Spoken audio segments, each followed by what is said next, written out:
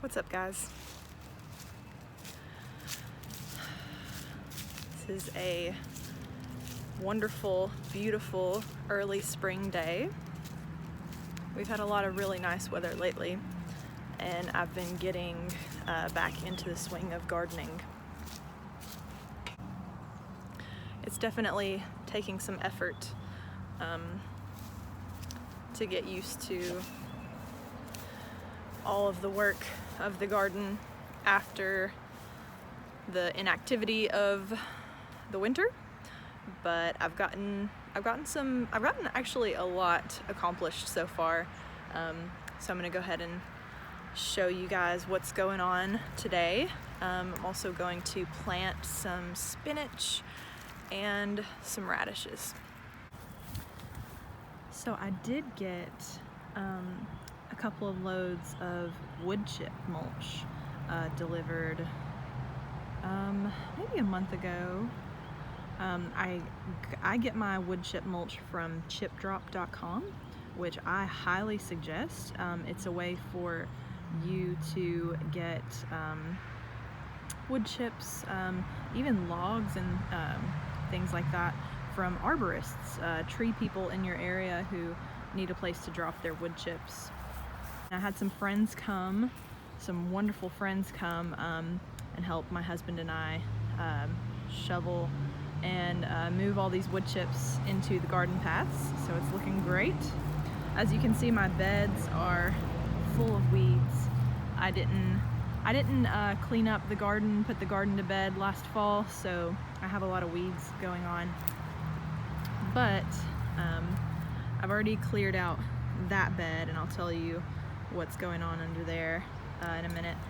And yesterday I came out and weeded this bed, and I knew I wasn't going to be able to plant yesterday, so I went ahead and put down some cardboard just to try and keep some weeds from growing. But I'm going to go ahead and set down my dandelion root tea and take this cardboard off, and I'm going to plant some spinach and radish seeds. Alright, so I'm planting radishes today from Baker Creek. They're called de 18 jours, which means 18 days. So this variety of French style radish is actually, it will reach maturity in 18 days. So in less than 3 weeks, I'll be harvesting radishes, which is pretty exciting. That's gonna be the first thing that I'll be harvesting out of the garden this year.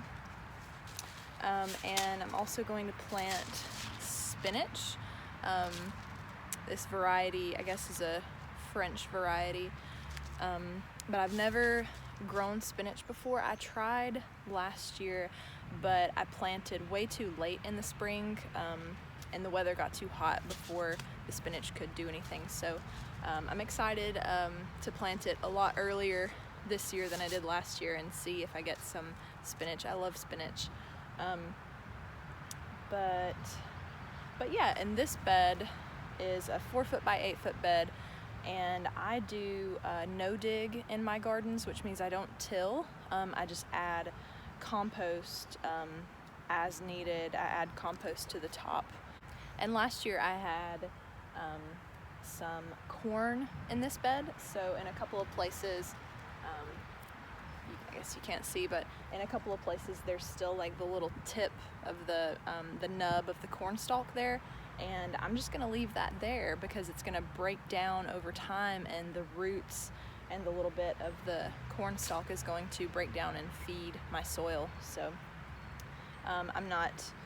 all I did to prepare this bed for planting was to pull the weeds, and I had laid down wood chip mulch on the top of the bed, so I had to rake the wood chips out, which is not great. There's still a little bit of a few pieces of wood chips like mixed in with the soil, but I honestly don't think that's gonna hurt anything.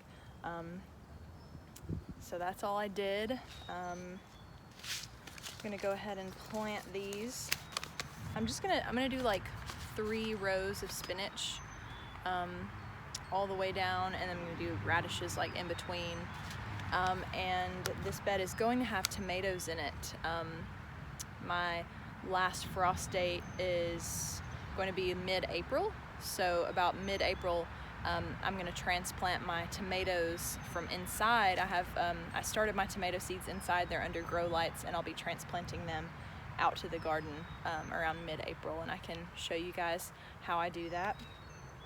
But for right now, it's going to be spinach and radishes, and yeah, the spinach and radishes being cold weather crops, they'll be pretty much done by the time it's time to put the tomatoes in. And the tomatoes, depending on what the forecast says, the tomatoes might not go in until after May. So that'll be plenty of time for the radishes and spinach to do their thing.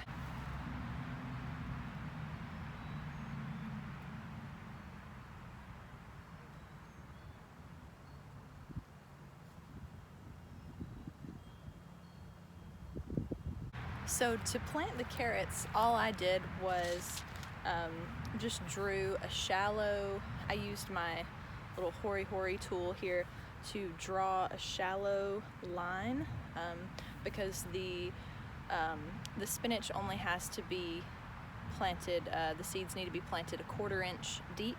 So I just drew a really shallow, 1/4 inch line down the bed with the tool, and then sprinkled the seeds along that, and I'm just going to come back through and smooth dirt over the top. And with the radishes, I'm going to plant a lot of radishes, like pretty densely, I think, but I didn't want to have to poke a hole for each radish, so I just used my rake to just kind of barely, the radish seeds need to be planted at 1/2 inch deep, deeper than the spinach seeds. So I just use the rake to kind of break up the surface of the soil just a little bit, not digging, but just kind of roughing up the surface. And I'm just gonna pop the radish seeds in, and then once all the seeds are in, I'll smooth over the entire thing so the spinach and the radish will be planted. All right, I've got that bed planted now. Everything's smoothed over, ready to go. I'm just gonna go get the watering hose and water the seeds in. So I wanted to tell you guys, this is kind of an experiment. I'm pretty sure it's gonna work out, but we're having some crazy weather. So today the high was 68 in Alabama, where I live in Alabama. And tomorrow the high is 32. And tonight at around 11 p.m., yeah, I need a different hose pipe. Mine leaks everywhere. My dogs chew holes in my hose pipe, so I never get new ones because they always get chewed up. But tonight we're actually expecting a snowstorm. So in the wee hours of the night, it's gonna be a snowstorm. It's not getting above freezing tomorrow. The high is 32, maybe 34. And so at first, when I found out that it was going to, when I found out we were going to have a snowstorm, I was disappointed because I really need to get seeds in the ground while it's still early spring. But I got to thinking about it, and of course radishes and spinach are very cold hardy plants. They prefer cold weather anyway, and they can both survive a light frost, even a frost. There's different kinds of frost. There's like hard frost, killing frost, light frost, but spinach and radishes are both frost hardy. And I'm putting the seeds in the ground today. The snowstorm is going to be tonight, so there's not going to be any germination happening. A lot of times, if it's frost hardy, the little bitty tiny freshly germinated seedling is not as hardy as the adult plant. But I'm putting the seeds in the ground today, so they're going to be soaking up water. They're not going to be germinating right now. And actually, snow I don't know if you know this, I didn't know this until recently, but snow can act as an insulator.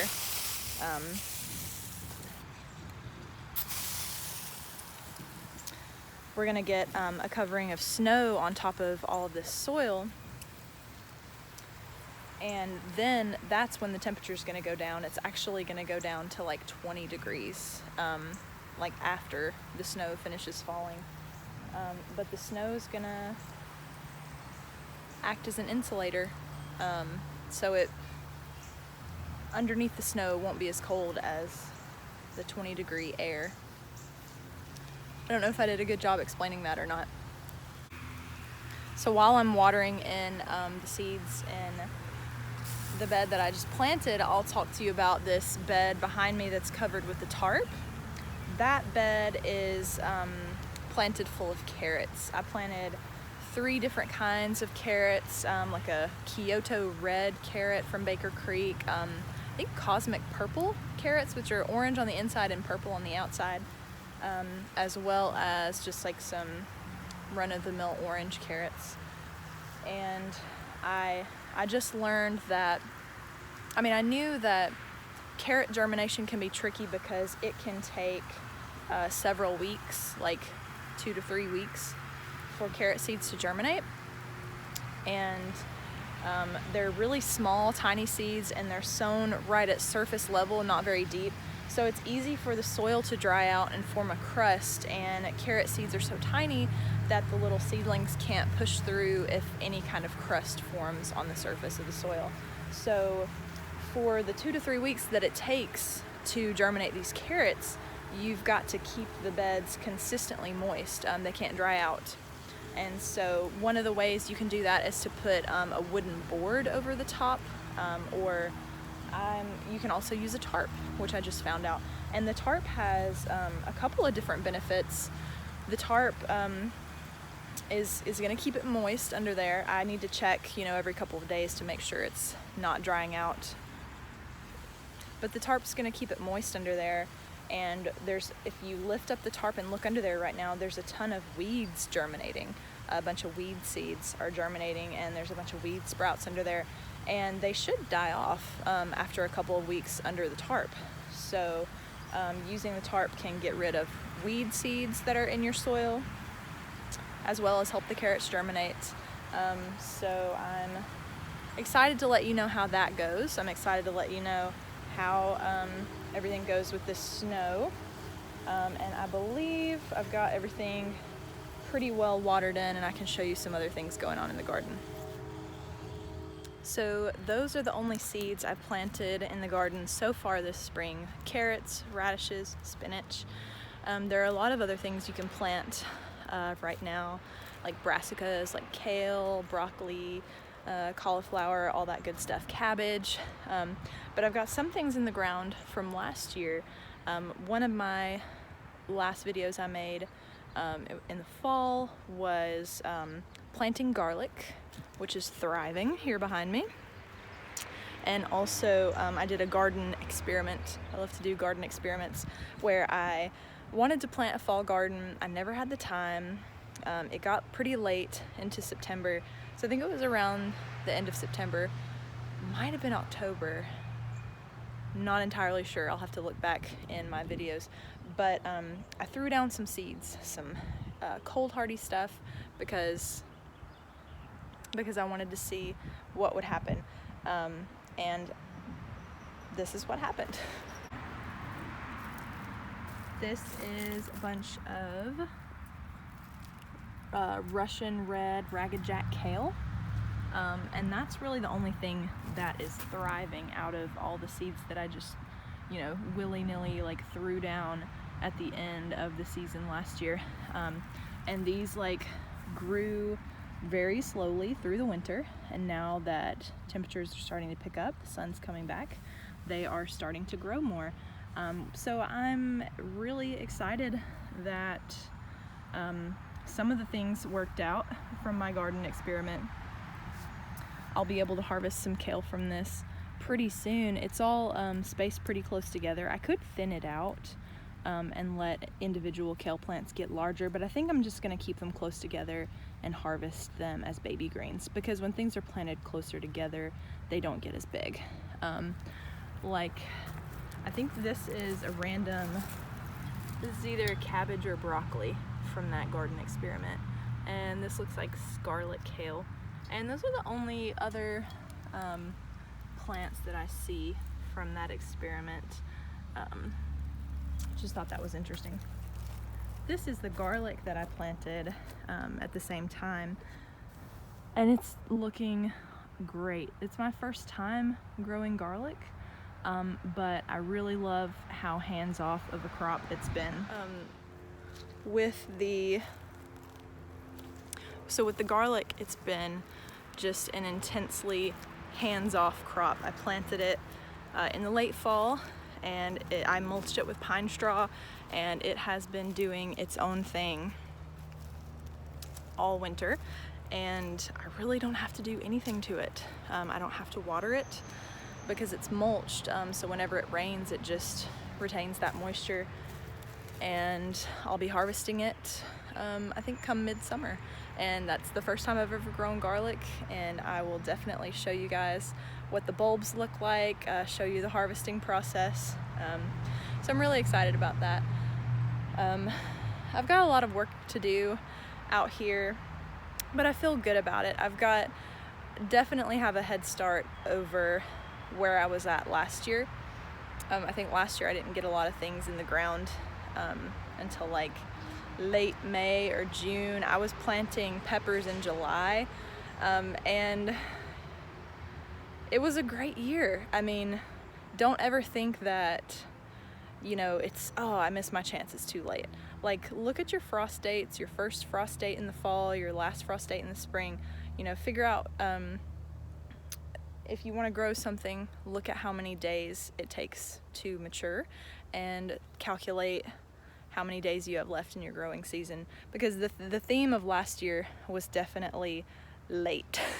And I got such a great harvest last year and got so much joy out of my garden. And this year I'm a lot earlier, which I'm really excited about. I should be able to harvest more, utilizing more of that growing season. But I'm thrilled. It's spring and we are planting things, and I hope you're excited. So one other thing I wanted to throw into this vlog, I think I'm gonna get chickens soon. I think we have about 1/3 of an acre here, and we are zoned for agriculture, so we could have chickens here. And by chickens, I mean 2 chickens. We have a small family, just me, my husband, and my daughter, and we, 15 eggs a week sounds like, all the eggs we could possibly need. So probably maybe 3 chickens. I was watching one of Jess's videos, Jess over at Roots and Refuge. If you don't know her, definitely check her out, because she's been a huge resource to me in my gardening journey. But she knows a lot about chickens, and she said that you could expect from one chicken an average of about 5 eggs a week. So if we need, roughly 15 eggs a week to feed our family, 3 chickens would do it. So I've never had chickens before. I've never had any kind of livestock animal before. I've been gardening for a couple of years. I'm really deeply interested and passionate about homesteading and regenerative agriculture. And this is my learning period right now. This is my classroom. So while I'm here, I figured, why not wet my feet and see what it's like raising chickens.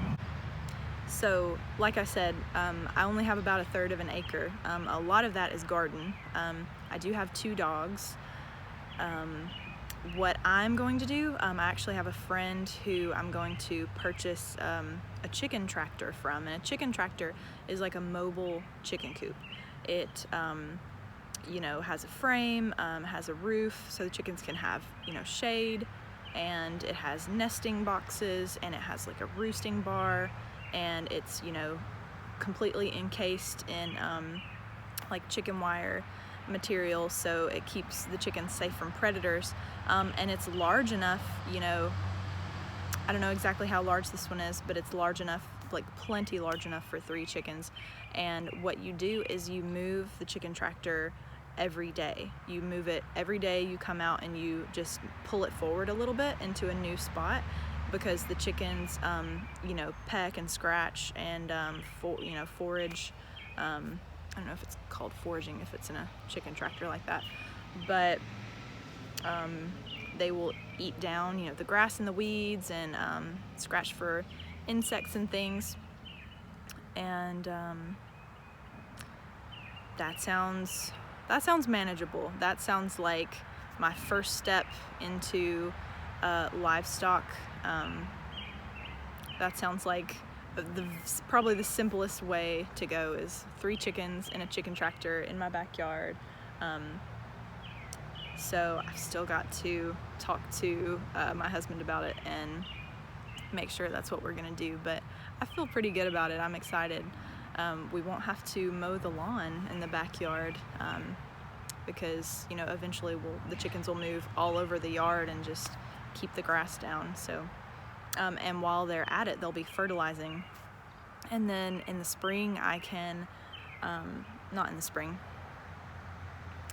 also in the fall, chickens are hugely beneficial to the garden. In the fall, I can move the chicken tractor, you know, over my garden beds, and the chickens can, you know, in the fall you've got just a lot of your plants are finished producing. They're trying to go to seed, and you know, some plant debris and dying plants and things.